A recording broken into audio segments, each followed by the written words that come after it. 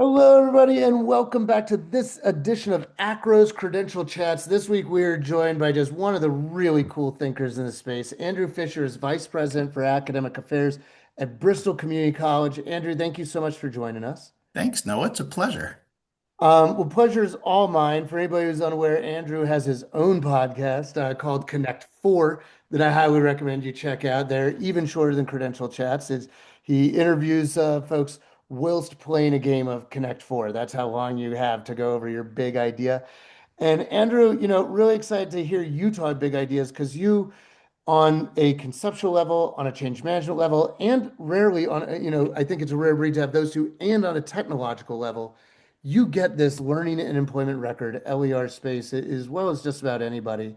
And so, just to kind of kick us off, like what's really exciting for you at Bristol right now with your LER effort? And I should say efforts because I know it's multi-pronged. Yeah, well, I think you're being generous, Noah, but thank you. Yeah, I have been engaged in the space for a while. And when I first entered into the space, the largest issue that I was trying to help solve for our students was to get them to be able to transfer learning outcomes, documentation of learning outcomes from one institution to the next institution. And here we are some years later, and still this is a persistent problem in the space. But we're doing the best we can here at Bristol. Because of the generous support of the accelerator, being part of the accelerator cohort supported by AACRAO, we were able to do a handful of things just right off the bat to really help the college engage deeply in this credential-based work. One of the things that we did was we responded to our governor had an executive order asking all state agencies to move to skill-based hiring. We decided, well, we should probably take our own medicine. And so we used the resources and opportunity to map jobs in academic affairs to skill-based performance outcomes and then rewrote job descriptions. And so I have now onboarded two academic deans and one dual enrollment dean using the skill-based alignment priorities. And it's going pretty well. So And that was Andrew, one of the things that, one quick yeah. question on that. Like when people hear skills-based hiring, I think in a lot of situations, what comes to mind is, well, we have to eliminate a degree requirement and just interview anybody who looks good. But what I hear you saying is like it's actually way more intentional than that. And that we are actually like because we know the skills we're looking for and because we have identified learning outcomes and we've identified the skills in our curricular offerings, we're able to actually, do hiring for these roles based off of finding people who have the skills we're looking for. That it's not a eliminated degree requirement, and that's how we're doing skills-based hiring, but find the skills we're looking for, and that's how we do skills-based hiring. Absolutely. I mean, but you do point to an artifact of what happened for us, and it was a challenge for the institution. So when we did that, we determined that in order to be a dean, some of the primary roles and responsibilities are people and relational management as well as project management. Those skills are not defined at the master's or the doctoral level. They're actually defined at the baccalaureate level. And so when we posted to the academic dean positions, there was a lot of concern from our faculty member and from unions to think that we would have a dean go through a hiring process where the minimum requirement is a bachelor's degree. But in fact, that's where the skills are inferred and certified. Now, in both cases, we hire folks who were terminally degreed, right? So that's not, it wasn't that. But I do think that every institution, not just institutions of higher education, who move to skill-based hiring practices are going to have to grapple with some of these kinds of issues where they have to almost check the morality against the logistics of it, and then come to a new reconciliation of, well, what are we doing here? Is it the degree, or do we want people to be able to do the skills? And we'll compensate you according to the degree. We still want you to have the degree, but where are the skills actually embedded? It was a transformational exercise for the institution, working with HR and again unions as we work through this. And one of the things we talk a lot about on Credential Chats is, my notion of operationalizing our credentials, that we have these, learning records of formal learning, informal learning, and historically they get used, not always so much by the learners themselves. They're used by registrars, maybe admissions, But what I hear you doing at Bristol is some really exciting stuff around, operationalizing credentials and trusted assertions of, skills and competencies, not just for transfer or admissions, but that we're actually putting these records to use in neat ways. So what are some of the other kind of exciting, frontiers that you're exploring there at Bristol? Yeah, I mean, the second part of the accelerator was to do the skill-based mapping. And so we took all of our academic programs with help and support of Credential Engine to help us do some of this work as well. We used AI agents to be able to map what are the individual degrees, what are the expectation of completion of those degrees, what are the individual classes? What are the learning outcomes in those classes? And how do they map to the SOC-based skill alignment that the labor is looking for, right? That's been an interesting exercise. And then we've now taken it to faculty members and have had a couple faculty members sit down and work through the process to ensure that the skills that we think should be manifest in the learning experiences are in fact those skills. Now, the next step for us, and we've done some preliminary work with this, is to embed all of those skills within assignments in our, and we use Canvas, but whatever the learning management system happens to be, so that a faculty member can simply, having done all this prep work, a faculty member can simply say, student gets a 76 on this assignment, which then trips this, that does this, that does this, that does this, issues the student, again, documentation of ability to complete a skill that is in their LER, so on and so forth. So we And got the quick, pathway moving this way. quick clarifying question on that, Andrew. I just want to confirm. We're not saying that when we say embed, we're saying at the technology level that the positive assumptions, this skill is happening already in the Absolutely, yeah. curriculum. This is Yeah. not administrators coming in telling faculty what to teach. No. This is helping us like create digital bookmarks, if you will, and timestamps of learning achievement that are already there but aren't currently being noticed and named, and seizing the opportunity to, in real time, notice, name them, and then credential them so that's not a student saying, trust me, I have this skill. It's trust Bristol, they issued me a credential for this skill. Yeah, and that's the value of the degree. I would argue for most people in a workplace environment is the degree embeds an institutional trust that these things have happened. And so I think that's why employers say things like, well, they have a bachelor's degree, therefore they must. They've learned resiliency. Those things are already embedded within the larger thoughts, right? But we're just trying to manifest it in reality so that as we break it down and deconstruct it, it can be actually built in different ways. So, like I mentioned, like we're good this way, or at least, theoretically, we're good this way. And we have principles and practices, and we're expanding to other faculty members as we attempt to scale. So, we got the highway going this way. What's been really cool for us is to identify that once the highway and the structure is built, we can just turn around and go the other direction. And so when we talk about credit for prior learning and competency-based education, we just hired an associate dean for CPL and CBE to help us with this, knowing that students are going to come with some measure of skills. And we can aggregate those at the class level as long as they've done a class, or I mean, if they've taken an exam or they get a portfolio or whatever.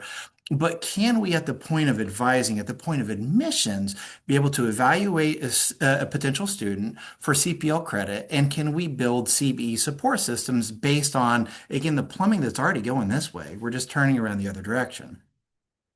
What I think is cool about that is that in turning this around and going the other direction is that we've identified that there is a critical gap in data structures, right? And that is, how do you get this back into the information system? We use Banner, but everybody has different information systems. How do you get this stuff back into the SIS so that products like EAB Navigate, DegreeWorks, whatever your advising tools are, it doesn't really matter what how do you get it in the hands of advisors if you can't get it back into the SIS? So that's what we're trying to grapple with now and figure out.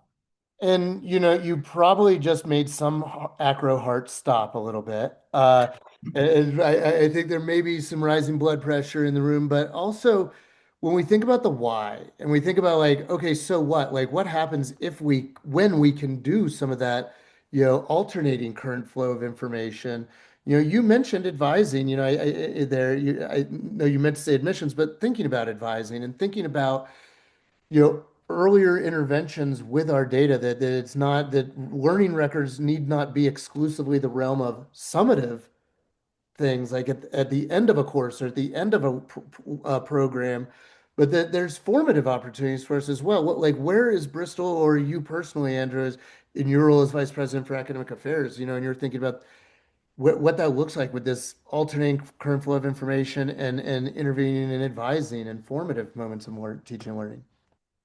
Yeah, I will point out that this is a whole college approach for Bristol. So yeah, I don't sit as the provost where student affairs reports to me. So advisors are under a separate vice president, but we work extremely well together, right? And our divisions work extremely well together.